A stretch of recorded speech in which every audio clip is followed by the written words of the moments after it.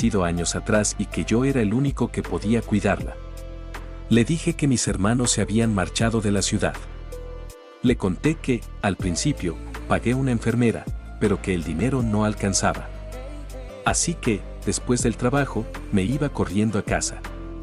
Pasaba las noches cuidándola, dándole sus medicinas, cambiándola, asegurándome de que estuviera cómoda. Apenas dormía un par de horas, a veces ni eso. Le dije que el cansancio era tan brutal que a veces sentía que iba a explotar.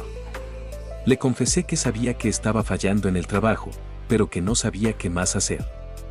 El señor Ramírez me escuchaba en silencio. No me interrumpió. Cuando terminé, hubo un largo silencio. Esperaba el despido, el sermón. Pero él solo se recostó en su silla y suspiró. Me dijo que nunca imaginó que esa era mi situación. Me preguntó por qué no lo había dicho antes. Yo le respondí que me daba vergüenza, que no quería que me vieran como una carga.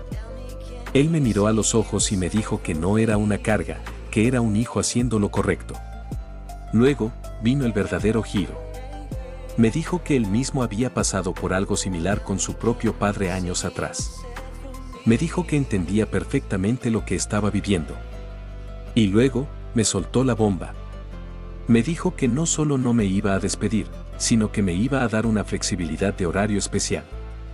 Me permitiría trabajar desde casa unos días a la semana, y los días que viniera a la oficina, podría usar una sala de descanso para dormir un poco si lo necesitaba. Además, me dijo que me daría un adelanto de sueldo sin intereses. No podía creerlo.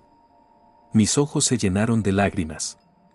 Él, el jefe estricto, estaba demostrándome una humanidad que nunca esperé.